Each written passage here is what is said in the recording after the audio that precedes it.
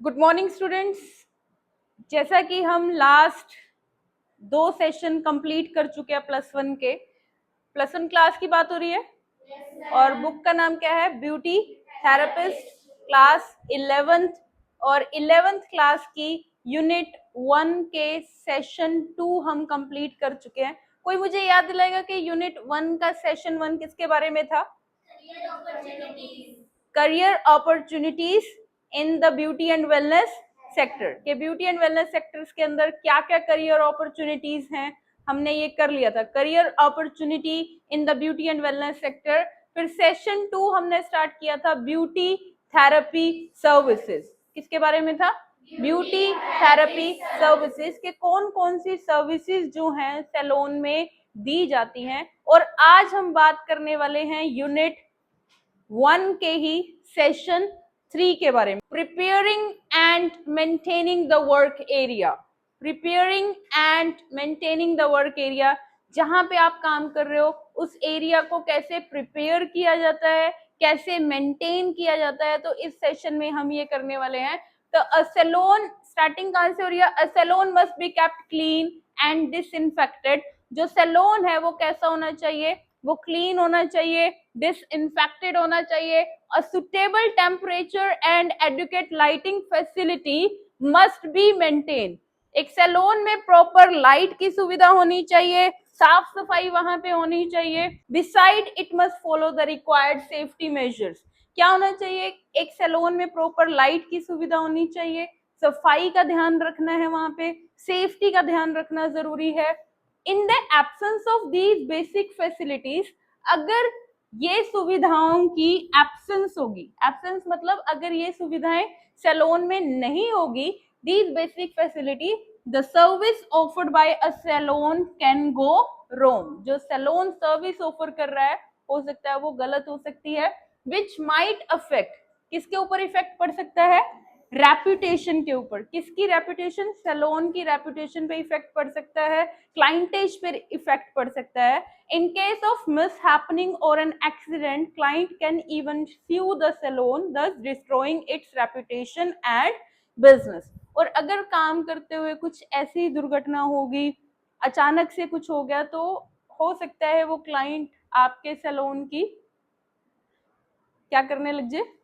आपके सैलून की बुराई करना शुरू कर दे, और जिसकी वजह से सैलून की रेपुटेशन के ऊपर बहुत फर्क पड़ सकता है, आपके बिजनेस पर बहुत फर्क पड़ सकता है। इसीलिए इस सेशन के अंदर हम उन बातों को ध्यान में रखने वाले हैं, उन बातों को हम पढ़ने वाले हैं जो कि सैलून में एक ब्यूटी थेरेपिस्ट के लिए जरूरी है।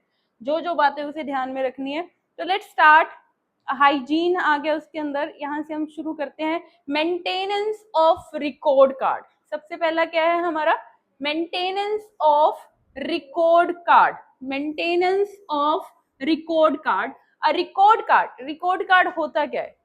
एक रिकॉर्ड कार्ड के अंदर क्लाइंट की जानकारी होती है, क्लाइंट की डिटेल होती है, क्लाइंट का नाम, उसका पता, उसका एड्रेस, और वो पहले कहाँ से क्लाइंट ने सर्विस ली है, कौन कौन सी वो सर्विस ले रहा है, किस तरह के प्रोडक्ट क्लाइंट यूज कर रहा है। तो इस तरह की जो जानकारी होती है वो कहाँ पे होती है?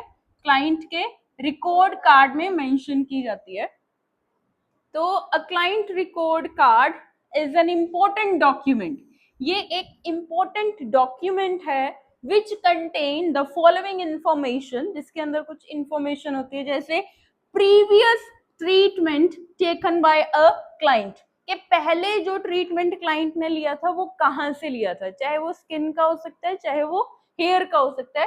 Previous treatment taken by a client. दूसरी चीज, treatment the client has been booked for, और क्लाइंट ने किस ट्रीटमेंट के लिए बुक किया है? Treatment the client has been booked for. और हिस्ट्री जानना जरूरी है। जब भी क्लाइंट चाहे मेकअप के लिए बुकिंग कर रहा है, चाहे वो स्किन के किसी भी सर्विस के लिए बुकिंग कर रहा है, क्लाइंट की हिस्ट्री को जानना जरूरी है। History of the client about the product, किसके बारे में? कि वो किस तरह के प्रोडक्ट यूज करता है client to be used. Skin type क्या है क्लाइंट की, and if the person is allergic to any product, और हो सकता है क्लाइंट को किसी प्रोडक्ट से एलर्जी हो, तो जब हम रिकॉर्ड कार्ड में इंफॉर्मेशन फिल कर रहे हैं तो हमें ये चीजें जाननी, क्लाइंट की हिस्ट्री को जानना जरूरी है। बिफोर स्टार्टिंग अ ट्रीटमेंट, कोई भी ट्रीटमेंट आप स्टार्ट कर रहे हो, the record card must always, must जरूरी है, जो चीज जरूरी है, ये जरूरी पार्ट है।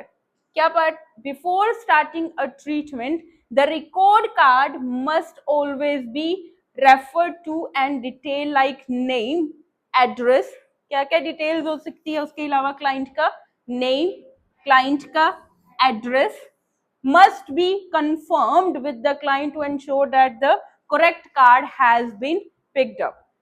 सारी डिटेल्स उसकी क्या होनी चाहिए, क्लाइंट की सही होनी चाहिए। आपने सही डिटेल्स को फिल करना है, चाहे वो क्लाइंट का नाम है, चाहे उसका एड्रेस है, चाहे उसका फोन नंबर है, चाहे उसकी स्किन की टाइप्स के बारे में है, किस तरह के प्रोडक्ट क्लाइंट यूज कर रहा है, तो सारी चीजें हम किसमें मेंशन करते हैं, रिकॉर्ड कार्ड में।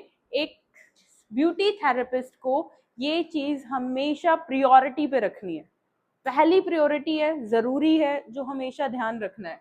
ठीक है, नेक्स्ट आता है हमारा असेंशियल, सेकंड टॉपिक क्या है, essential of the work area.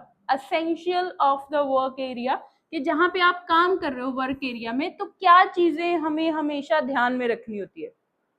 पहली चीज तो क्या थी, रिकॉर्ड कार्ड। अब और क्या चीजें आपको ध्यान में रखनी है जहां पे आप काम कर रहे हो। Usually a work area use for providing multiple service, एक जो वर्क एरिया होता है वहां पे बहुत सारी सर्विसेज प्रोवाइड की जाती है, मैनिक्योर है, पेडिक्योर है, थ्रेडिंग, वैक्सिंग, ब्लीच, सभी तरह की सर्विस दी जाती है। तो so it must have the following, क्या होना चाहिए, सबसे पहले क्लीन एंड डिसइंफेक्टेड इन्वायरमेंट। कैसा इन्वायरमेंट होना चाहिए सैलून का, clean and disinfected, disinfected environment होना चाहिए।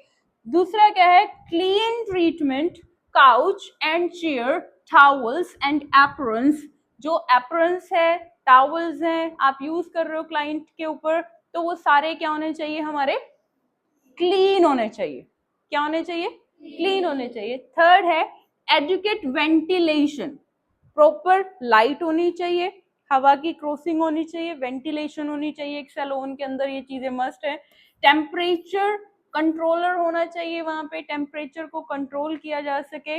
स्पेस होना चाहिए, स्पेस टू अलाउ मूवमेंट, ऐसा नहीं है कि आप एक दूसरे से जुड़ के बैठे हुए हो, मूवमेंट करने के लिए, इधर से उधर जाने के लिए प्रॉपर क्या होना चाहिए, स्पेस होना चाहिए। Space to allow movement, space for keeping the belongings of client, belongings, जो भी क्लाइंट की कुछ जरूरी चीजें हैं, हो सकता है कुछ डॉक्यूमेंट्स हो, बैग हो या फिर ज्वेलरी हो, उसके लिए प्रॉपर एक स्पेस होना चाहिए, एक जगह होनी चाहिए।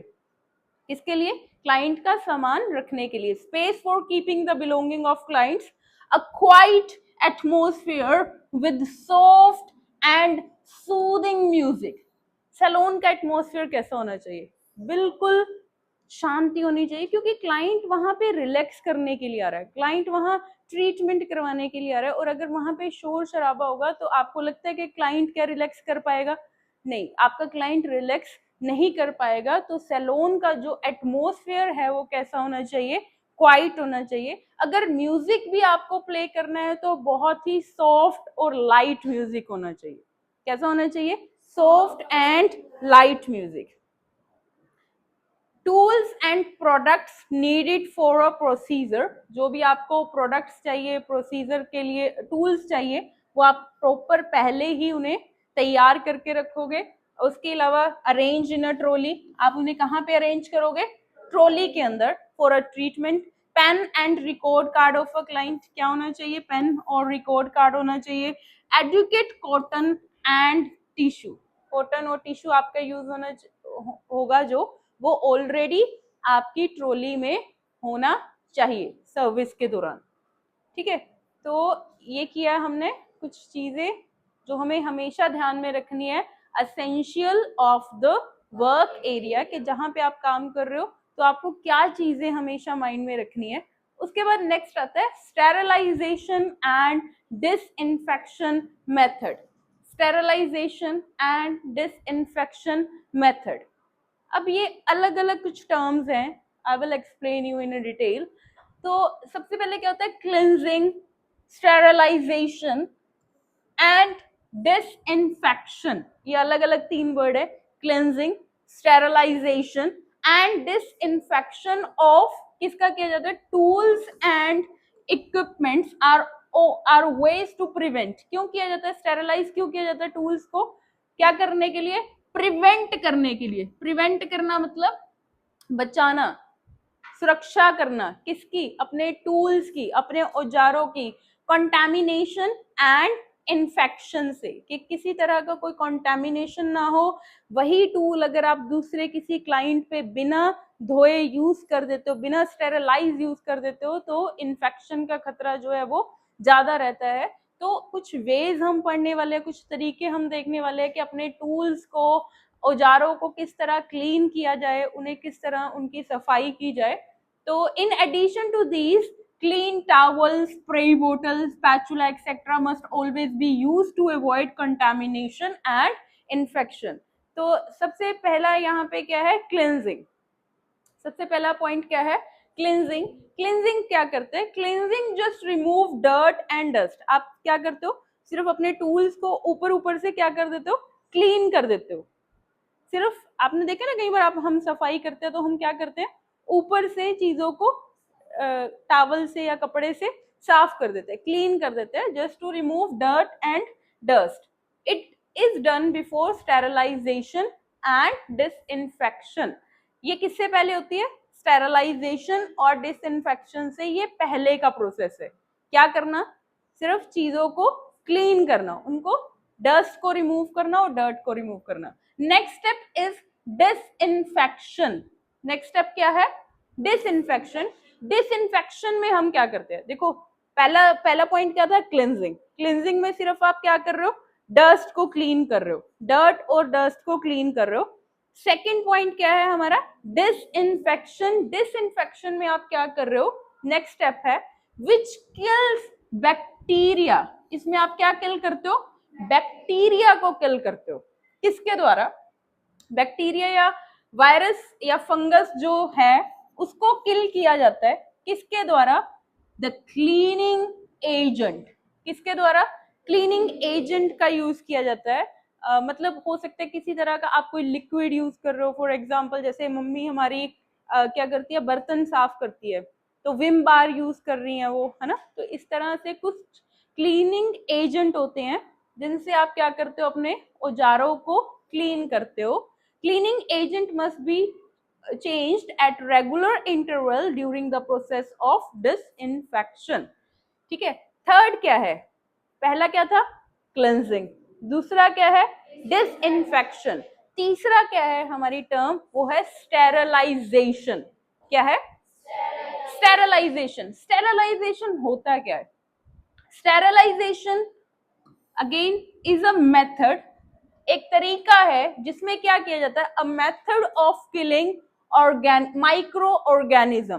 किसको किल किया जाता है, स्टेरलाइजेशन में, स्टेरलाइजेशन प्रक्रिया के दौरान माइक्रो ऑर्गेनिज्म को किल किया जाता है विद द हेल्प ऑफ, किसकी मदद से, स्टीम की मदद से। किसकी मदद से, स्टीम की मदद से किसको किल किया जाता है, माइक्रो ऑर्गेनिजम्स को किल किया जाता है। It is done by using an autoclave, a closed container used for the process that involve light temperature and pressure। एक तरह से ऑटोक्लेव होता है, मैं आपको ये पिक्चर के अंदर दिखाऊं, ये स्टेरलाइजेशन, स्टेरलाइज किया जा रहा है किसको, औजारों को। एक ऑटोक्लेव के अंदर औजारों को रखा जा रहा है, क्या करने के लिए, इसके अंदर क्या होती है, स्टीम होती है, जिससे टेम्परेचर में रखा जाता है औजारों को, और जिससे जो भी हमारे माइक्रो ऑर्गेनिज्म है, चाहे वो बैक्टीरिया है, फंगस है, वो एक तरह से क्या हो जाता है, किल हो जाता है, खत्म हो जाता है वो। ठीक है, तो ऑटोक्लेव के अंदर क्या किया जाता है, अ क्लोज कंटेनर। ऑटोक्लेव क्या होता है, अभी आपको मैंने दिखाया, एक क्लोज कंटेनर है, close container use for the process that involve high temperature, जिसका टेम्परेचर क्या होता है, बहुत ज्यादा हाई होता है, एंड प्रेशर होता है उसके अंदर। ओनली टूल्स, बट ऑटोक्लेव के अंदर कौन से टूल रखे जाते हैं, only tools made up of metals. किससे बने होते हैं जो टूल्स? जो मेटल से बने टूल्स हैं वही आप किसके अंदर रखोगे? ऑटोक्लेव के अंदर। किसके अंदर? Autoclave. Like for example scissor है जैसे आपकी, ट्वीजर है, and few heat resistant glassware can be autoclave. कुछ ऐसी चीजें जो हीट को क्या कर सकती हैं? सहन कर सकती हैं। ऐसे टूल्स जो हैं वो आप ऑटोक्लेव के अंदर रख सकते हो, क्योंकि ऑटोक्लेव के अंदर क्या है? हीट है, स्टीम है। वो एक तरह से जो भी बैक्टीरिया, आपने देखा है स्टीम के अंदर जो भी बैक्टीरिया होता है वो बिल्कुल क्या हो जाता है? खत्म हो जाता है। तो थर्ड क्या था हमारा? स्टेरिलाइजेशन। इस प्रक्रिया का नाम क्या है? स्टेरिलाइजेशन। पहला क्या था? क्लिनजिंग। दूसरा क्या था? डिसइंफेक्शन। और तीसरा क्या है? स्टेरिलाइजेशन। स्टेरिलाइजेशन। और नेक्स्ट स्टेप क्या है? Like sterilisation, sanitizing also destroys germs completely. Fourth क्या है? सैनिटाइजिंग। ये तो आपको पता होगा, आपने बड़ा सैनिटाइज किया अपने हाथों को। कब? कोरोना के दौरान सैनिटाइजर यूज किए हैं। तो सैनिटाइजिंग ऑल्सो डिस्ट्रॉय, सैनिटाइजिंग भी क्या करता है? Also destroy germs completely. वो जर्म्स को क्या कर देता है? कंप्लीटली डिस्ट्रॉय कर देता है। Destroy germs completely it is done by using heat and chemical. किसकी मदद से होता है? हीट की वजह से, हीट की मदद से, और दूसरा केमिकल की वजह से। Household bleach, 4% chlorine and alcohol solution are example of few chemical sanitizers.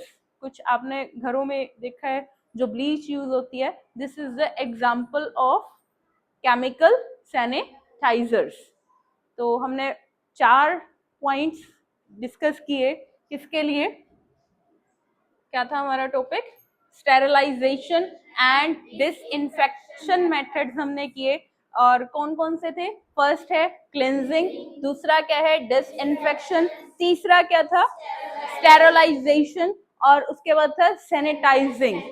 Sanitising, these are 4 different methods which we use to clean our tools, जो हम अपने औजारों को क्लीन करने के लिए हम ये चीजें यूज करते हैं। नेक्स्ट चलते हैं। अब देखिए अलग अलग टर्म, जो ये ब्लैक है ये अलग अलग टर्म्स यहाँ पे स्टार्ट हो रही है। पहले हमने बात की किसके बारे में? रिकॉर्ड कार्ड के बारे में। सेकंड हमने बात की किसके बारे में? असेंशियल, क्या चीजें आपको ध्यान में रखनी है जब आप वर्क एरिया पे काम कर रहे हो। तीसरा हमने बात की किसके बारे में? स्टेरिलाइजेशन एंड डिसइंफेक्शन मेथड के बारे में।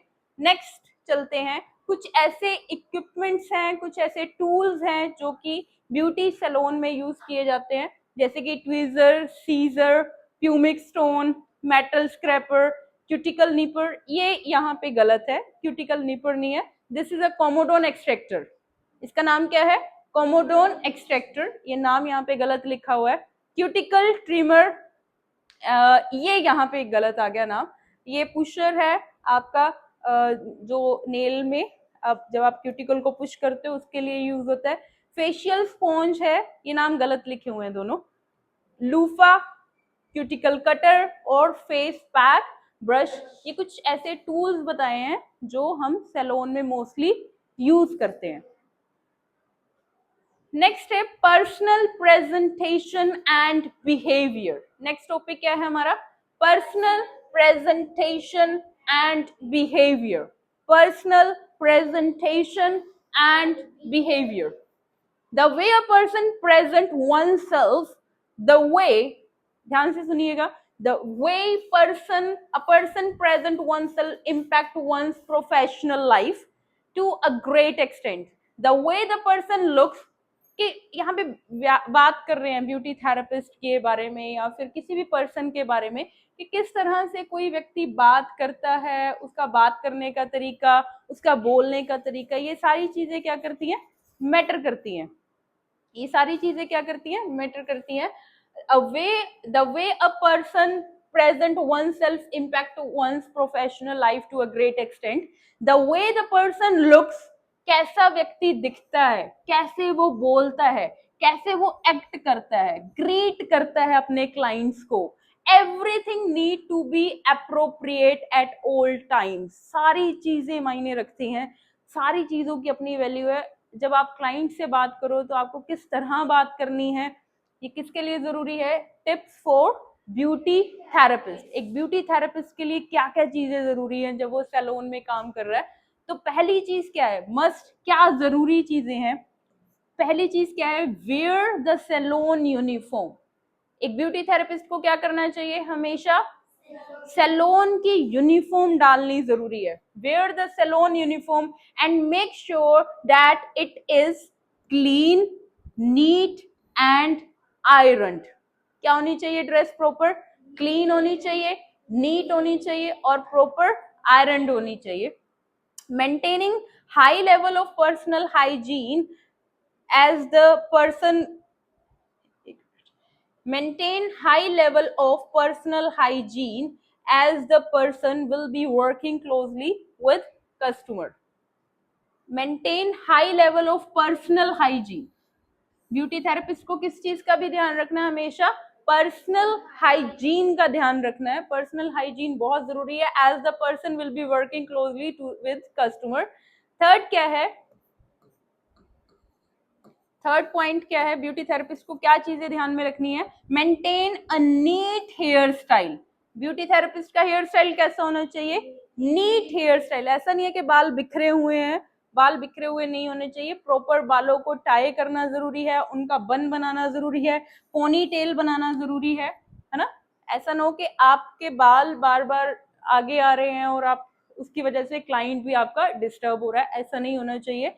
Maintain a neat hairstyle. Long hair can be tied neatly in a ponytail or bun. अगर आपके बाल बड़े हैं तो आप क्या बना सकते हो?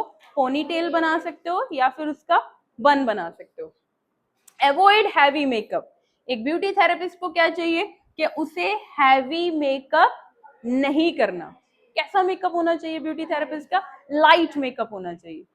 Don't wear heavy makeup, okay? Ensure that the breath is fresh and does not smell of food or tobacco. कैसी होनी चाहिए ब्रेथ? फ्रेश। अगर आपके मुंह से बदबू आ रही है तो आप कुछ ऐसी चीजें, माउथ फ्रेशनर आप यूज कर सकते हो ताकि मुंह से बदबू ना आए। तो एंश्योर करना है, हमेशा इस चीज को ध्यान में रखना है। और जब भी आप क्लाइंट के सामने हो, आपने कुछ खाना नहीं है। जब भी आप क्लाइंट को सर्विस प्रोवाइड करो, एक ब्यूटी थेरेपिस्ट का क्या जॉब रोल होता है? हमेशा वो, जो अच्छा ब्यूटी थेरेपिस्ट होता है वो हमेशा ये बात इंश्योर करता है कि वो क्लाइंट के सामने कभी भी कुछ खाता नहीं है, क्योंकि ये गंदी आदत है ना? तो ऐसा नहीं होना चाहिए। Keep the nail trimmed. कैसे नाखून होने चाहिए उसके? ट्रिम होने चाहिए। और नाखून कैसे होने चाहिए? क्लीन होने चाहिए। छोटे नाखून, ज्यादा बड़े भी नहीं होने चाहिए, और नाखून हमेशा क्या होने चाहिए ब्यूटी थेरेपिस्ट के? क्लीन होने चाहिए। आप समझ पा रहे हो हम किसकी बात कर रहे हैं? हम ब्यूटी थेरेपिस्ट की बात कर रहे हैं कि एक ब्यूटी थेरेपिस्ट की पर्सनैलिटी को कौन कौन सी चीजें एनहांस करती है। उसमें क्लाइंट, ब्यूटी थेरेपिस्ट की ड्रेस भी आ गई, उसका बोलने का तरीका, किस तरह से हाइजीन, पर्सनल हाइजीन का क्या वो ब्यूटी थेरेपिस्ट ध्यान दे रहा है, क्या उसके नाखून छोटे हैं, क्लीन है ना? और उसके अलावा किस तरह का मेकअप उसने किया है। तो क्या हमेशा ध्यान में रखना है, एक ब्यूटी थेरेपिस्ट को हमेशा लाइट मेकअप करके रखना है। Wear minimal jewellery. कैसे, कितनी ज्वेलरी डालनी है? अगर आपको कोई ज्वेलरी डालनी है, ऐसा नहीं है कि आप बहुत हैवी वाले आपने इयररिंग्स डाले हैं या बहुत हैवी वाला आपने नेकलेस डाले हैं। नो। कैसे होना चाहिए? अगर ज्वेलरी डालनी भी है तो ज्वेलरी हमेशा कैसी होनी चाहिए? बहुत कम होनी चाहिए। ठीक है? Wear minimal jewellery, wear minimal jewellery. Wear comfortable and covered footwear. Footwear कैसे होने चाहिए? कंफर्टेबल, क्योंकि सैलून में हो सकता है आपको सारा दिन काम करना पड़े, आपको सारा दिन खड़े रहना पड़े, तो हमेशा जो शूज हैं या आपके फुटवेयर हैं वो बड़े कंफर्टेबल होने चाहिए। Allow working comfortably and protect the feet from injury bye sharp tool. Next क्या है? अवॉइड ईटिंग और drinking in the work treatment area. ऐसा नहीं है कि आप वहीं पे अपने क्लाइंट को ट्रीटमेंट दे रहे हो और वहीं पे आप कुछ खा रहे हो या कुछ पी रहे हो। इट्स अ बैड हैबिट, है ना। एक अच्छा ब्यूटी थेरेपिस्ट क्या होता है, वो इन बातों को हमेशा इंश्योर करता है, वो ध्यान में रखता है कि कभी भी वर्किंग एरिया पे आपने कुछ नहीं खाना या कुछ भी नहीं पीना। उसके बाद जब आपके पास टाइम होता है, व्हेन यू आर फ्री, आप तब कुछ भी करिए, बट जब आप क्लाइंट को सर्विस दे रहे हो उस दौरान आपने इन बातों को हमेशा ध्यान में रखना है। स्पीक पोलाइटली, नेक्स्ट क्या है, speak politely and always greet the client with a smile. Speak politely, बड़े नरमता से आपको, बड़े सत्कार से आपको क्लाइंट का आदर करना, उससे बात करनी है। जब भी क्लाइंट आए आपको उसे ग्रीट करना है, good morning, good afternoon, good evening, आपको हमेशा नमस्ते, है ना, अपने क्लाइंट को बोलना चाहिए। और हमेशा जब भी क्लाइंट आए हमेशा उसका वेलकम एक स्माइल के साथ होना चाहिए। दुखी होकर काम नहीं करना, हमेशा खुश होके, पूरी क्लाइंट को लगना चाहिए। देखिए जब आप किसी से खुद भी मिलने जाते हो, आपको वो लोग अच्छे लगते हैं जो आपका रो के वेलकम करे कि आज फेर आ गया यार दुखी करने, नहीं ना। हमें कौन से लोग अच्छे लगते हैं जो बड़े, यार हम कई बार घर आके भी बोलते हैं कि यार मजा आ गया आज, मैंने उनसे बात की यार, उनका बात करने का तरीका, वो बड़े अच्छे से बात कर रही थी, है ना। कोई भी टीचर के बारे में आप बात करते हो कि मैम बड़ा खुश हो रही थी और मुझे भी मजा आ रहा था उनसे बात करने से, है ना।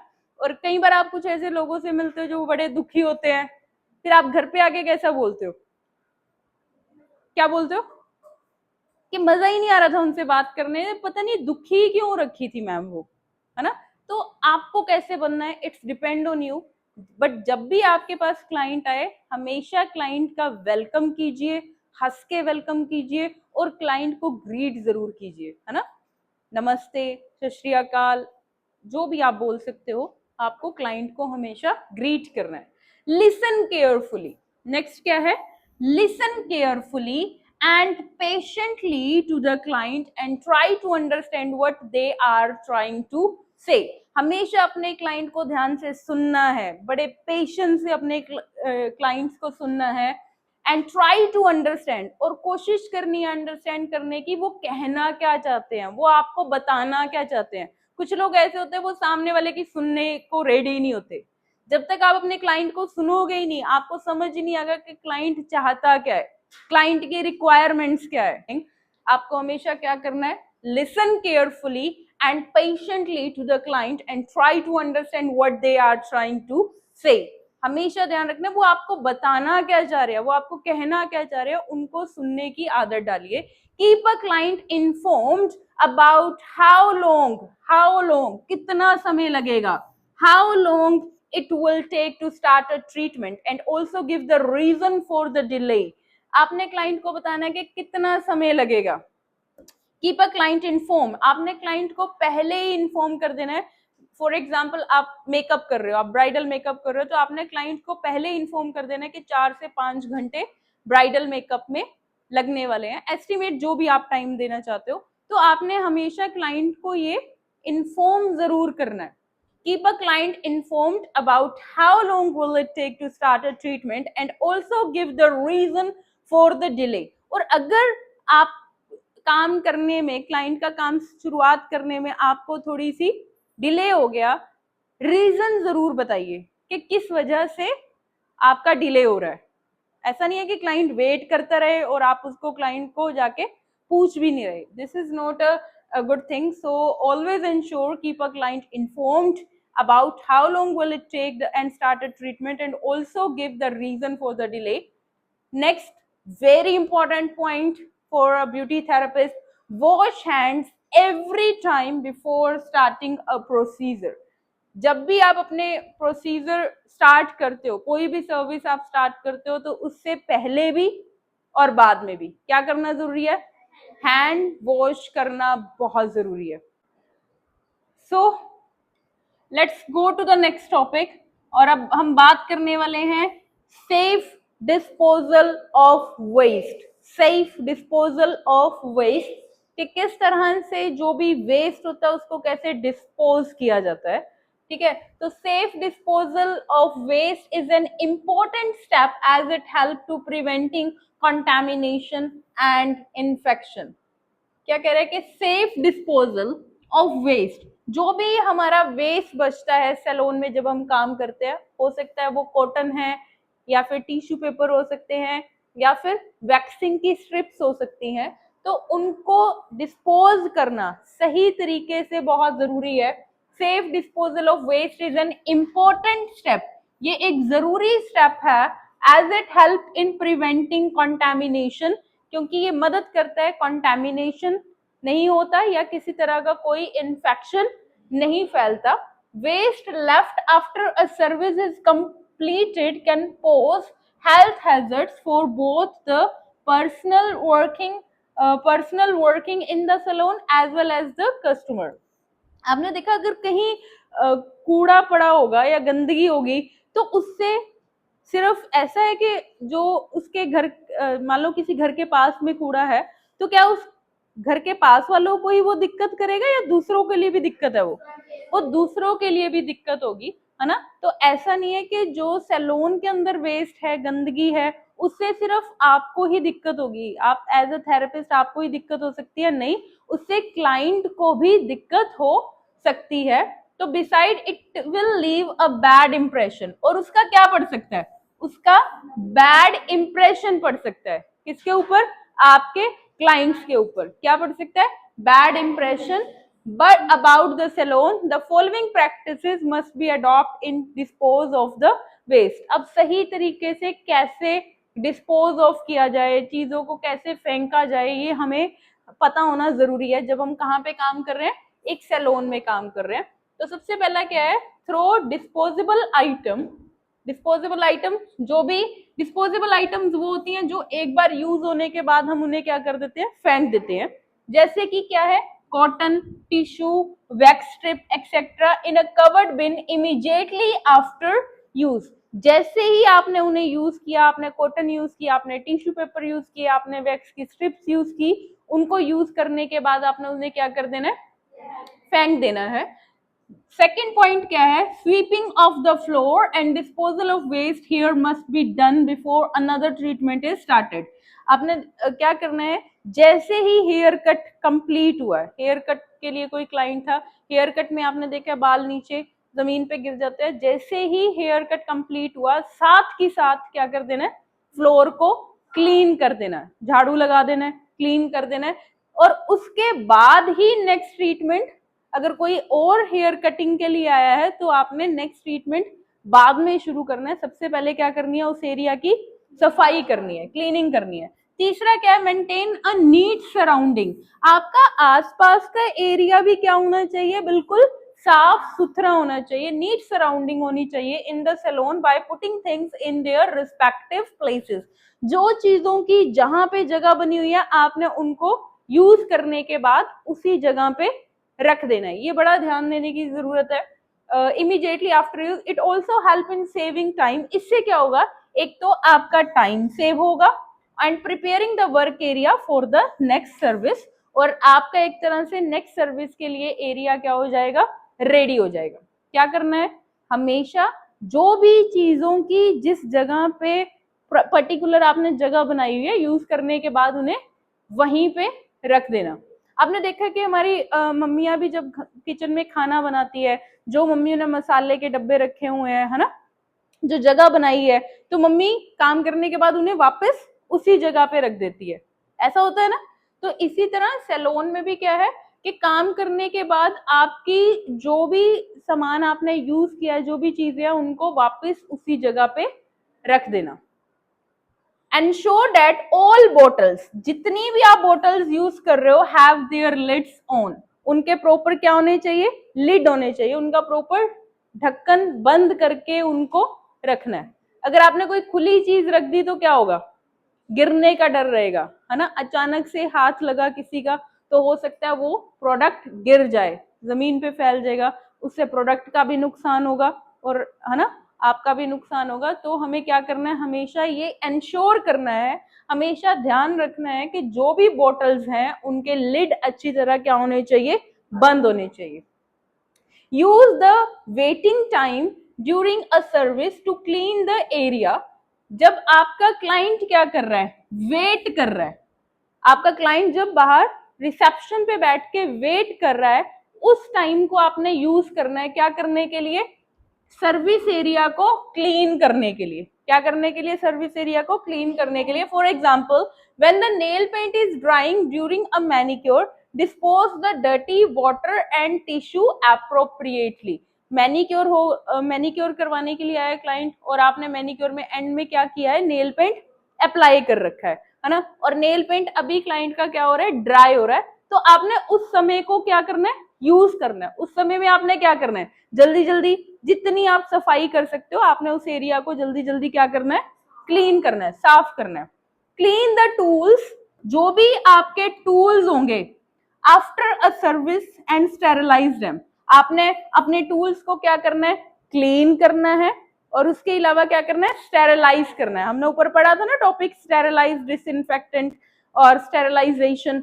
तो आपने अपने टूल्स को क्या करना है? क्लीन करना है, स्टेरिलाइज करना है, और सर्विस के बाद, जैसे ही आपकी सर्विस खत्म हुई, all cleansing activity must be done quietly without causing inconvenience to the client.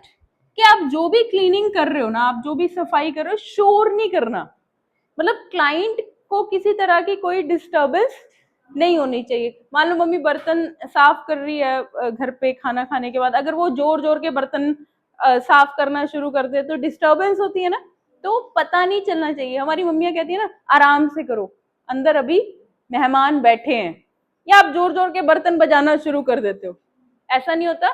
तो इसी तरह ऑल क्लीनिंग एक्टिविटी, जो भी आपने क्लीनिंग करनी है, मस्ट बी डन क्वाइटली, बड़े शांत तरीके से करनी है। पता भी ना चले क्लाइंट को कि आप क्या कर रहे हो, कुछ साफ सफाई कर रहे हो, कुछ क्लीनिंग कर रहे हो। Follow the instruction as mentioned on the packet of an equipment for its usages. कोई भी प्रोडक्ट अगर आप यूज कर रहे हो, हमेशा उसके ऊपर कुछ इंस्ट्रक्शन लिखी होती है, इंस्ट्रक्शन मेंशन होती है कि इसको कैसे यूज करना है। फॉर एग्जाम्पल, एक मैगी का पैकेट लीजिए आप, उस पर लिखा होता है ना कि कैसे बनानी है मैगी, कितना पानी डलेगा, देखा ना। इसी तरह जो हमारे कुछ प्रोडक्ट्स होते हैं उन पे मेंशन होता है, उनमें कुछ इंस्ट्रक्शंस होती हैं as mentioned on the packet of an equipment for its usages, कि भाई ये यूज कैसे होगा, एंड क्लीनिंग, और बाद में यूज करने के बाद इसको क्लीन कैसे करना है। This increase the durability of the equipment. इससे ड्यूरेबिलिटी मतलब उसकी जो एक तरह से लाइफ जो है वो बढ़ जाती है।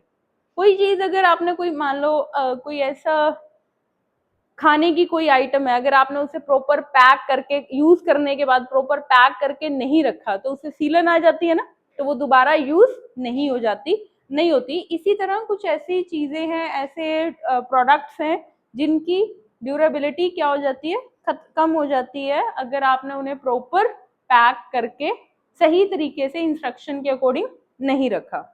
Ensure the cleaning of the workplace after every procedure। जो भी आप काम कर रहे हो, चाहे मैनिक्योर है, चाहे पेडिक्योर है, चाहे हेयर कटिंग है, चाहे मेकअप है, एंश्योर करना, हमेशा ध्यान देना है कि क्या करना है, cleanliness of the work space after every procedure. जो भी प्रोसीजर खत्म हुआ है उसके बाद आपने उस एरिया को क्या करना है, क्लीन करना जरूरी है। Disinfect the area. नेक्स्ट क्या है, next point, change sheets. Bed की जो शीट्स होती हैं उन्हें चेंज करना है, और जो भी टॉवल गंदे हैं उन्हें धोने के लिए डालने हैं। In the work area after every treatment, keep the use towel and line in a laundry basket for washing. Laundry basket समझ आया आपको? जो भी धोने वाले कपड़े होते हैं उनमें आपने उनको डालना है। गंदे टॉवल क्लाइंट के ऊपर दोबारा से यूज नहीं करने। एक क्लाइंट के ऊपर जब आपने टॉवल यूज किया तो दूसरे क्लाइंट के ऊपर वो टॉवल यूज नहीं करना। ठीक है, ये कुछ चीजें जो हैं, कुछ बातें जो एक ब्यूटी थेरेपिस्ट को हमेशा ध्यान में रखनी है। हमारा टॉपिक क्या था, safe disposal of waste. Next है storage of tools and equipment. अब अपने औजारों को कैसे स्टोर करके रखें, store of tools and equipment. अपने औजार कैसे स्टोर करके रखें, क्या उन्हें खुले ही छोड़ दें, क्या करना चाहिए, क्लीन, हमेशा अपने औजारों को आपने यूज करने के बाद क्या करना है, क्लीन करना है। क्लीन, डिसइंफेक्ट एंड स्टेरिलाइज, ये था ना ऊपर हमारे पास topic, clean, disinfect and sterilize the tool and equipment after use. जो आपके टूल्स हैं, आपके इक्विपमेंट्स हैं, उनको क्या करना है, आपने यूज करने के बाद क्लीन करना है, डिसइंफेक्ट करना है, और तीसरा क्या है, स्टेरलाइज करना है। ये तीनों चीजें आप याद रखिए। जब भी आप सैलून में काम करते हो आपको हमेशा ये प्रोसेस बार बार दोहराना है। After use and before putting them in their respective places. Respective places मतलब जो आपने जगह बनाई हुई है, जहां पे आप अपने टूल्स रखते हो, जहां पे आप अपने औजार रखते हो, उनको क्या करना है, आपने उस जगह पे रखने से पहले क्या करना है, क्लीन करना है। दूसरा क्या है, डिसइंफेक्ट करना है, और तीसरा क्या है, स्टेरलाइज करना है, स्टेरलाइज करना है। ठीक है। Second, ensure safe storage of sharp tool to avoid injuries. Sharp tools, sharp tools मतलब जो हमारे औजार ऐसे हैं जो तीखे हैं। फॉर एग्जाम्पल जैसे कैंची है, कभी भी किसी को लग सकती है, तो आप वो ऐसे ही रख दोगे कहीं पे भी नहीं, उनको हमेशा प्रॉपर क्या करना, प्रॉपर तरीके से स्टोर करके रखना, सेफ जगह पे रखना, ताकि किसी तरह की कोई इंजरी ना हो। Do not put sharp tool in uniform pocket. कई बार हम गलती से क्या कर लेते हैं, अपनी यूनिफॉर्म पॉकेट में डाल लिया और अचानक से आप बैठने लगे, तो हो सकता है वो टूल आपके कहीं लग जाए, है ना, तो नुकसान हो जाएगा। तो आपने क्या करना है, हमेशा ये अवॉइड करना है। क्या अवॉइड करना है, कि जो शार्प टूल्स होते हैं उनको यूनिफॉर्म पॉकेट के अंदर नहीं रखना। आप चाकू जेब में डाल के रखते हो अपनी, नहीं ना, तो क्योंकि वो कभी भी लग सकता है। अब वो पूछ के थोड़ी लगेगा कि हाँ मैं लग जाऊं क्या तुम्हारे, नहीं ना। तो हमें क्या करना है, do not put sharp tools in uniform pockets. Next क्या है, be careful with electrical appliances. Electrical appliances, ironing हो सकती है, ब्लो ड्रायर है, स्टीमर है जो हम यूज कर रहे हैं सैलून में। तो बी केयरफुल, जब आप उन्हें यूज कर रहे हो तो बड़े ध्यान से आपने उनका स्विच चेक करना है, स्विच चेक करके आपने उन्हें यूज करना है। क्यों क्यों, क्योंकि करंट लग सकता है ना, किसी तरह का कोई इलेक्ट्रिक शॉक लग सकता है। Do not leave the wires और other parts trailing on the floor. आपने वायर्स को ऐसे ही नहीं छोड़ना, ये हमेशा चीज ध्यान में रखनी है। और एक चीज और, turn off electrical appliances when not in use.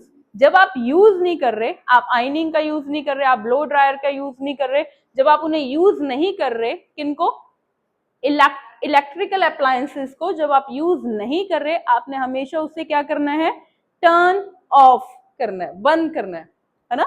जब आप उन्हें यूज नहीं कर रहे तो आपने उन्हें क्या कर देना है, बंद कर देना है। या ऑन रहने देंगे, नहीं ऑन नहीं रहने देंगे, हम उन्हें क्या करेंगे, स्विच ऑफ कर देंगे। Turn off electrical appliances when not in use, जब आप उन्हें यूज नहीं कर रहे। तो ये क्या था, storage of tools and equipments.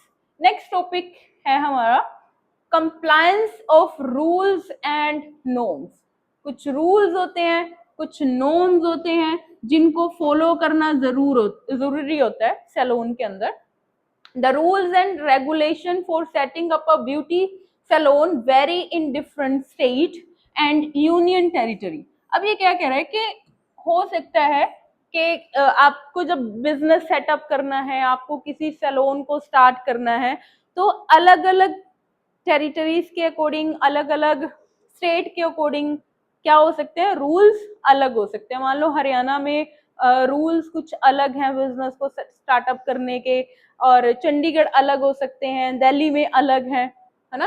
तो the rules and regulation for setting up a beauty salon vary in different state and union territories of India. These are to be registered under the shop and establishment act. जो जब आप salon open करते हो या आप अपनी shop open कर रहे हो, तो आप अपनी शॉप ओपन कर रहे हो, जब आप क्या कर रहे हो, आप सैलून ओपन कर रहे हो या अपनी शॉप ओपन कर रहे हो, तो आपका जो सैलून है वो क्या होना चाहिए, प्रॉपर रजिस्टर्ड होना चाहिए। क्या होना चाहिए, registered under the Shop and Establishment Act. Under this act, it is compulsory for every shop or establishment to register itself within 30 days of the commencement of work. कितने दिनों के अंदर वो रजिस्टर होना चाहिए? 30 दिनों के अंदर, 30 days of the commencement of work. This lays down rules regarding the working hours of employees. तो उसमें प्रॉपर रूल्स होते हैं कि वर्किंग आवर्स क्या रहेंगे एम्प्लॉई के लिए, कितने बजे आना है उन्हें और कितने बजे जाना है ना. कुछ गाइडलाइंस होएगी कि ओपन करने की, opening and closing of the shop, कि किस समय शॉप ओपन होगी, किस समय शॉप बंद होगी. तो कुछ गाइडलाइन हो सकते हैं. एस्टेब्लिशमेंट, लीव फॉर एम्प्लॉइज, एक एम्प्लॉय जो वहां पे वर्कर काम कर रहा है उसको कितनी लीव मिलती है, ये भी उसके अंदर रूल होगा. And for employment and termination of service, किसी को टर्मिनेट करना है, किसी की सर्विस एंड हो गई है, उसे खत्म करना है, तो उसके क्या रूल्स होंगे. तो ये सारा एक रूल जो बने होते हैं प्रॉपर उसके अंदर मेंशन है. And maintenance of register and record including display of notice, कैसे डिस्प्ले करना है, लाइसेंस क्या होने चाहिए, सर्टिफिकेशन क्या होनी चाहिए एक सैलून को ओपन करने के लिए. हम क्या बात कर रहे हैं? Rules and norms. Rules and norms मतलब कि जब भी आप किसी सैलून को स्टार्टअप करते हो, आप किसी भी बिजनेस को स्टार्टअप करते हो, तो हर एक बिजनेस को स्टार्ट करने के क्या होते हैं? कुछ रूल्स होते हैं और नॉर्म्स होते हैं. किसके अकॉर्डिंग होते हैं वो? स्टेट्स के अकॉर्डिंग. किसके अकॉर्डिंग होते हैं वो? यूनियन टेरिटरीज के अकॉर्डिंग, कि आप जिस एरिया में रह रहे हो तो उस एरिया के कुछ ना कुछ रूल्स हैं जिनको क्या करना पड़ता है. जिसने भी बिजनेस स्टार्ट किया है, उस एंटरप्रेन्योर को, जिसने बिजनेस स्टार्ट किया उसको वो रूल्स को फॉलो करना जरूरी है. अगर नहीं रूल फॉलो करते तो क्या होगा? कानूनी कार्रवाई हो सकती है कोई भी. तो रूल्स को फॉलो करना जरूरी है. There are certain generic norms that a beauty salon must follow. तो यहाँ पे हम कुछ ब्यूटी सैलून को क्या रूल्स फॉलो करने की जरूरत है वो हम पढ़ने वाले हैं. A salon needs to be registered. पहली चीज क्या है, पहला पॉइंट क्या है, जो हमारा सैलून है वो क्या होना चाहिए? रजिस्टर्ड होना चाहिए. A salon needs to be registered. Salon क्या होना चाहिए? प्रॉपर रजिस्टर्ड होना चाहिए. And must have a licence to operate. और क्या होना चाहिए सैलून के पास? प्रॉपर लाइसेंस होना चाहिए उसको चलाने के लिए. अगर सैलून के पास लाइसेंस नहीं है तो वो नहीं चलेगा.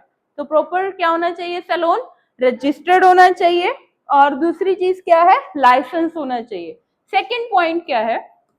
It must display its business permit and certificate, cosmetic and beauty training of its employees. जो भी सर्टिफिकेट है उसको डिस्प्ले करना जरूरी है.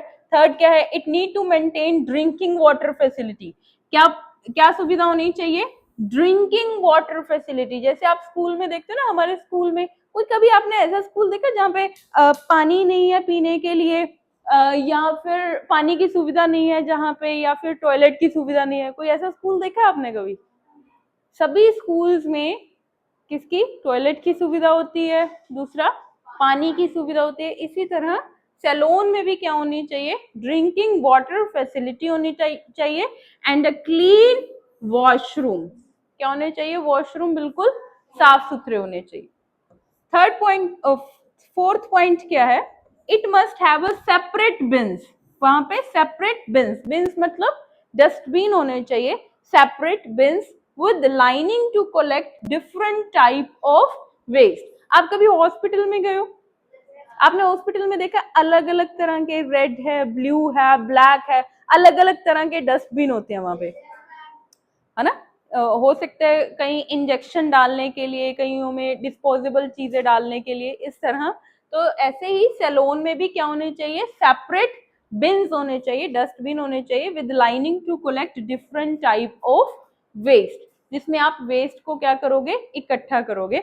नेक्स्ट क्या है? The salon must contain approved disinfectant and sanitizers and these need to be stored safely in their actual container.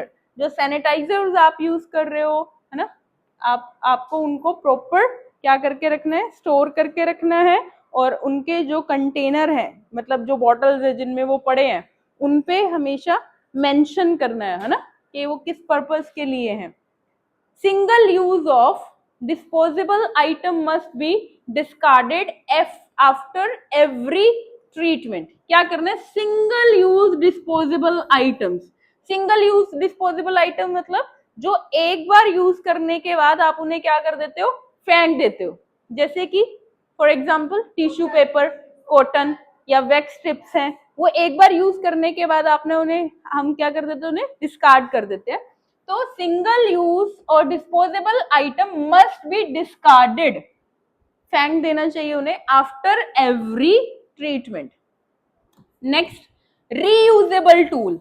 Reusable tool कौन से होते हैं? जिनको आप बार बार यूज करते हो। फॉर एग्जाम्पल स्टीमर है, या फिर आपकी सीजर है, या कोम, आप ऐसे हैं जिनको हम बार बार यूज करते हैं। तो reusable tool have to be sterilized. उन्हें क्या करना है? हमें हमेशा स्टेरलाइज करना है, और क्या करना है? डिसइंफेक्टेड करना है। देखो ये बार बार वर्ड आ रहे हैं ना हमारे पास, ऊपर ये टर्म थी, स्टेरलाइज करना है, और दूसरा क्या करना है? डिसइंफेक्टेड करना है। नेक्स्ट है, the floor must be kept clean. Floor कैसी होनी चाहिए? क्लीन। जैसे ही सर्विस खत्म हुई, सर्विस के बाद आपने फ्लोर को क्या करना है? क्लीन करना है। And the waste generated in the salon must be disposed of appropriately and immediately. और जो भी गंदगी है, जो भी गंद वहां पे था, उसको आपने प्रॉपरली और सही तरीके से क्या करना है? इमीडिएटली डिस्पोज करना है। डिस्पोज करना है मतलब उसे फेंक देना है। All beauty product must be labelled. Labelled मतलब जितने भी आप ब्यूटी प्रोडक्ट्स यूज कर रहे हो उसके ऊपर प्रॉपर लेबलिंग होनी चाहिए। क्लींजर है, फेस वॉश है, शैम्पू है, कंडीशनर है, क्या चीज है ना? अगर लेबल नहीं होगा तो आप पहचान पाओगे किस किस पर्पस के लिए प्रोडक्ट है। तो उनपे प्रॉपर क्या होनी चाहिए? लेबलिंग होनी चाहिए। क्या होनी चाहिए? Labelled. All beauty products must be labelled. Next, personal working in the salon must wear personal protective equipment. ये बहुत जरूरी है, जिसको पीपीई किट भी बोलते हैं। क्या बोलते हैं? PPA kit. पीपीए किट में क्या आता है? पर्सनल, फुल फॉर्म क्या है? Personal protective equipment. Personal protective equipment, mask आ जाता है, और ग्लव्स हैं, एप्रन है, ये सारी चीजें क्या होती है? पीपीई किट होती है। आपने डॉक्टर्स को देखा होगा, वो हमेशा डाल के रखते हैं। कोरोना के टाइम में मास्क आपने देखा होगा, वैसे भी डॉक्टर्स हमेशा डाल के रखते हैं। पीपी किट बोलते हैं। उसमें मास्क आ गया, ग्लव्स आ गया, एप्रन आ गया, और वो शीट आ जाती है बालों को कवर करने के लिए। ठीक है। A full list of employee is mandatory to be maintained and their policy verification must be carried out before they are hired. अब जब भी आपको हायर करना है मतलब किसी को जॉब के लिए रखना है, तो उससे पहले भी एक प्रॉपर प्रोसेस होगा जो एक सैलून को क्या करना चाहिए? हमेशा फॉलो करना जरूरी है। A full list of employees, जितने भी लोग काम करते हैं सैलून में, उनकी एक प्रॉपर लिस्ट होनी चाहिए। Mandatory to be maintained, list को मेंटेन करना बहुत जरूरी है। And their policy verification must be carried out before they are hired. और क्या पॉलिसी रहेगी? उनको हायर करने का क्या तरीका रहेगा? तो ये सारी चीजों को हमेशा ध्यान में रखना है जब भी हम किसी को क्या कर रहे हैं? जॉब के लिए रखते हैं। Next, the record of client need to be kept up to date. up to date, आपके पास क्लाइंट आते हैं, हमने ऊपर पढ़ा था ना रिकॉर्ड कार्ड मेंटेन करना, कि जब भी कोई क्लाइंट आता है, क्लाइंट की हिस्ट्री, क्लाइंट की डिटेल्स, वो हमेशा क्या रहनी चाहिए? Up to date. मतलब अगर कोई चेंजेस हुई है, मान लो सेम क्लाइंट आपके पास आ रहा है और उसका एड्रेस चेंज हुआ है या फिर उसकी सर्विसेज चेंज हुई है, तो आपने उसे क्या रखना है? रिकॉर्ड कार्ड को हमेशा अप टू डेट रखना है। क्या रखना है? अप टू डेट रखना है। ठीक है। द फर्स्ट एड किट, क्या जरूरी है? First aid kit must always be kept in an accessible place. Accessible place मतलब एक ऐसी जगह जहां पे अगर मान लो किसी का हाथ कट गया या फिर करंट लग गया, कुछ भी एकदम से खून निकलना शुरू हो गया, तो आपके पास हमेशा क्या होनी चाहिए, सैलून में फर्स्ट एड किट होनी जरूरी है। और ऐसा नहीं उसको कहीं छुपा के रखना है, वो हमेशा ऐसे पड़ी होनी चाहिए, ऐसी जगह पे आपको रखना है एकदम से पता हो कि इस जगह पे क्या पड़ी है, फर्स्ट एड किट यूज पड़ी है जिसको आप यूज कर सकते हो। The first aid kit must always be kept in an accessible place, ऐसा एरिया जहां पे आप इजीली पहुंच सको।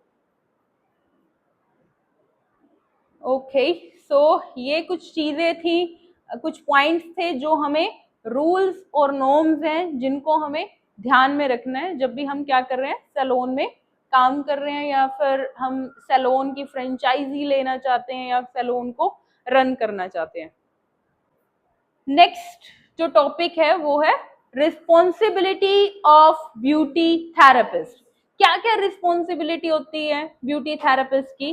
Suggest suitable service plan. अब क्या क्या रिस्पॉन्सिबिलिटी है एक ब्यूटी थेरेपिस्ट की? सुजेस्ट, वो सुजेस्ट करता है क्या, suitable service plan to meet the requirement of the client. Client की क्या रिक्वायरमेंट है, क्लाइंट की रिक्वायरमेंट के अकॉर्डिंग एक ब्यूटी थेरेपिस्ट उन्हें सही सर्विस क्या करता है, सुजेस्ट करता है। सुजेस्ट करना मतलब उन्हें सलाह देना कि मैम ये सर्विस आपके लिए ज्यादा बेहतर रहेगी, तो सुजेस्ट करना। सेकंड पॉइंट क्या है, ask relevant question to the client. एक ब्यूटी थेरेपिस्ट क्या करता है, क्या करता है, आस्क रेलिवेंट क्वेश्चंस। वो क्वेश्चंस पूछता है क्लाइंट से, वो क्वेश्चन पूछता है किससे रिलेटेड, सर्विस से related. Ask relevant question to the client to identify contraindication. Contraindication को पता लगाने के लिए कि क्लाइंट को किसी प्रोडक्ट से एलर्जी तो नहीं है, क्लाइंट को क्या ये प्रोडक्ट सूट भी करता है या नहीं करता। वो इसके लिए क्या करता है, हमेशा एक अच्छा ब्यूटी थेरेपिस्ट उनसे क्वेश्चन पूछता है, उनसे क्वेश्चंस करता है, क्वेश्चनिंग करता है ना। चाहे वो मेकअप से रिलेटेड हो सकता है, चाहे वो स्किन से रिलेटेड। Inform the client. एक अच्छा ब्यूटी थेरेपिस्ट क्या करता है, इन्फॉर्म करता है क्लाइंट को of emergency procedures if required. अगर कोई इमरजेंसी है, कोई इमरजेंसी प्रोसीजर है, तो वो क्लाइंट को क्या करता है, इन्फॉर्म करता है, उन्हें बताता है। Next, ascertain the approximate time it will require to complete a procedure and inform the customer of the same।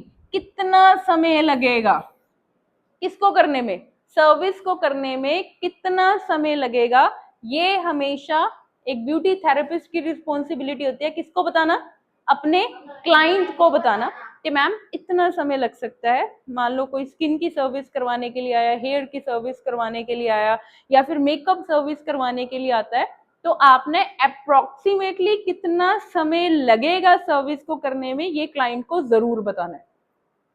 Next, periodically inform waiting customer of the time left to start their service। जो हमारे customers हैं, जो हमारे customers होते हैं, जो कहाँ हैं, अभी वेटिंग एरिया में वेट कर रहे हैं, क्या कर रहे हैं, वेट कर रहे हैं, वो उनको एस्टिमेट टाइम बताएगा कि इतने टाइम के अंदर आपकी सर्विस क्या हो जाएगी, शुरू हो जाएगी।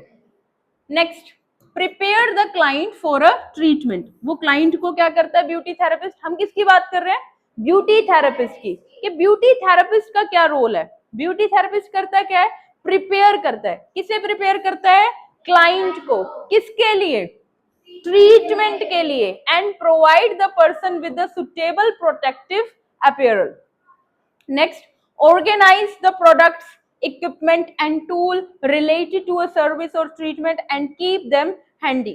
Organize करता है, तैयारी करता है, जो भी service, for example makeup service देनी है, तो ऐसा नहीं है कि क्लाइंट आ जाएगा उसके बाद ब्यूटी थेरेपिस्ट क्या करेगा, तैयारी करनी शुरू करेगा। नहीं, मेकअप आर्टिस्ट तैयारी करनी शुरू करेगा। एक अच्छा मेकअप आर्टिस्ट कौन होता है, वो पहले ही क्लाइंट के आने से पहले ही क्या करके रखता है, तैयारी करके रखता है। आपने देखा कई बार हमारे घरों में मेहमान आते हैं, तो क्या मम्मी, अगर मेहमान अचानक आ गए तो अलग बात है, बट अगर कोई बता के आ रहा है आज मामा जी ने आना है और मामा जी के बच्चों ने आना है, तो मम्मी को पहले ही पता होता है, तो मम्मी क्या करके रखती है, पहले ही खाना तैयार करके रखती है, प्रिपरेशन करके रखती है कि जब आएंगे फिर तैयार कर देंगे। ऐसा तो नहीं है कि भाई वो अचानक से आ गए, वो एक अलग है, बट वो पहले ही क्या करके रखते हैं, तैयारी करके रखते हैं। तो एक ब्यूटी थेरेपिस्ट का रोल क्या होता है, वो पहले ही क्या करके रखते हैं, ट्रीटमेंट की तैयारी करके रखता है। मतलब जब क्लाइंट आ गया है तो उसके आने से पहले ही वो क्या कर लेता है,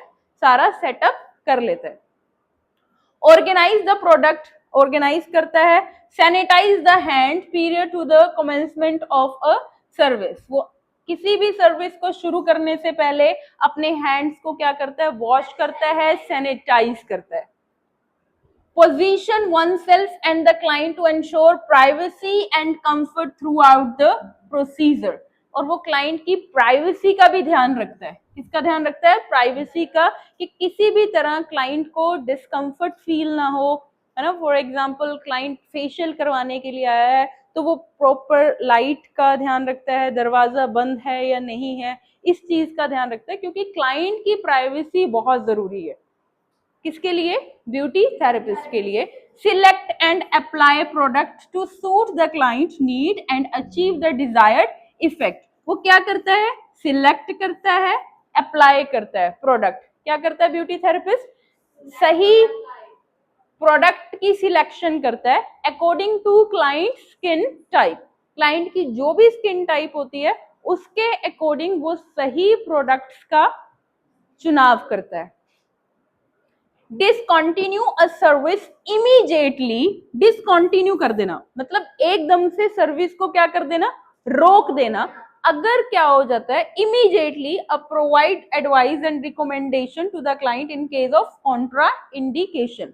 अगर किसी कई बार आपने देखा कई क्लाइंट्स को एलर्जी होनी शुरू हो जाती है, तो एक अच्छा ब्यूटी थेरेपिस्ट क्या होता है, वो उसी समय अपनी सर्विस को क्या कर देता है, वहीं पे रोक देता है, ताकि क्लाइंट को किसी तरह की कोई दिक्कत ना हो। Clean the skin after a procedure, वो क्या करता है, ब्यूटी थेरेपिस्ट क्लीन करता है स्किन को प्रोसीजर के बाद, and is a free of dirt and toned and moisturiser, और अच्छी तरह से स्किन को क्लीन करता है, डर्ट सारी क्लीन करता है, टोन करता है स्किन को, और एंड में क्या करता है, स्किन को मॉइस्चराइज करता है, एक अच्छा मॉइस्चराइजर अप्लाई करता है। Provide specific post-procedure home care advice and recommendation of product for products used and further service to the client.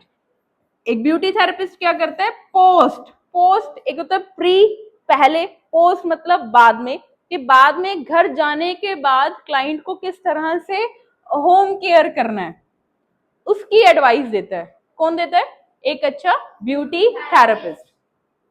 Ask question, वो क्लाइंट से क्वेश्चन पूछता है to check if the client is satisfied with the result. Next है report to the supervisor, वो किसे report करता है, supervisor को रिपोर्ट करता है। वो किसे रिपोर्ट करता है, सुपरवाइजर को रिपोर्ट करता है। इन case of work issue and unruly behaviour of a client, अगर कोई क्लाइंट उससे बिहेव अच्छा नहीं करता तो वो किसे बताता है, इसके बारे में रिपोर्ट करता है, सुपरवाइजर को। Next, complete the routine documentation in a desired format, जो भी उन्हें एक फॉर्मेट दे रखा है उसके अकॉर्डिंग वो रूटीन की जो डॉक्यूमेंटेशन है उसे कंप्लीट करता है। Next, minimize the wastage of product by using them economically and following the storage and usage instruction as mentioned in their cover. एक अच्छा थेरेपिस्ट कौन होता है, वो क्या करता है, कम से कम प्रोडक्ट की वेस्टेज करता है। वो चाहता है कि प्रोडक्ट वेस्ट ना हो। कुछ लोग मैंने देखे हैं वो यूज करने के बाद अगर क्रीम बच गई तो वो उसे फेंक देते हैं, बट आप पहले ही कम ले लीजिए। ज्यादा बेहतर क्या है कि आप पहले ही कम ले लीजिए, आप दोबारा ले सकते हो, बट ऐसा ना हो कि आपका प्रोडक्ट क्या हो रहा है, वेस्ट हो रहा है, आप उसे फेंक रहे हो। ये चीज हमेशा ध्यान में रखनी है। Ensure the safe disposal of waste material, और जो भी वेस्ट बचता है उसको प्रॉपर क्या करना है, डिस्पोज करना बहुत जरूरी है। Next, thanks the customer for post service feedback, और एक अच्छा ब्यूटी थेरेपिस्ट क्या करता है, जब क्लाइंट आता है तब भी वो ग्रीट करता है, गुड मॉर्निंग, गुड आफ्टरनून, और स्माइल के साथ अपने क्लाइंट का वेलकम करता है, और सर्विस खत्म होने के बाद भी वो क्लाइंट का क्या करता है, थैंक्स करता है और उनको एक फीडबैक देने के लिए प्रेरित करता है, क्योंकि क्लाइंट के फीडबैक के ऊपर सारा डिपेंड करता है कि this is the best person और नॉट, है ना। कई लोग आपने देखे ना, वो बताते हैं कि भाई उस सैलून में एक लड़का था, उसने बड़ी अच्छी सर्विस प्रोवाइड की। वो एक तरह से फीडबैक है, कस्टमर फीडबैक देते हैं कि उन्हें सर्विस कैसी लगी। In case the customer is not satisfied, अगर आपका कस्टमर सेटिस्फाई नहीं हुआ, take in case the customer is not satisfied with the service, take action to resolve the matter to customer satisfaction or apologize for the same। अगर मान लो आपका client satisfy नहीं हुआ, कोई दिक्कत होगी, तो वो अपोलोजाइज करता है। अपोलोजाइज करना, माफी मांगना। क्या करना? माफी मांगना। माफी मांगना जरूरी है for the same, and refer it to the supervisor. और वो किसे रेफर करता है? सुपरवाइजर को रेफर करता है। तो आज हमने पूरा डिटेल में, ये वीडियो थोड़ी लंबी हो गया, बट आज हमने पूरा डिटेल के अंदर सेशन 3 के बारे में पढ़ा कि क्या क्या चीजें आपको हमेशा माइंड में रखनी है, ध्यान में रखनी है जब भी आप सैलून में काम कर रहे हो। एक ब्यूटी थेरेपिस्ट के क्या क्या जॉब रोल्स हैं, क्या क्या उसकी रिस्पॉन्सिबिलिटीज हैं, इसके बारे में हमने डिस्कस किया। I will meet you in the next session with new sessions, with new unit. Till then, take care. Bye bye.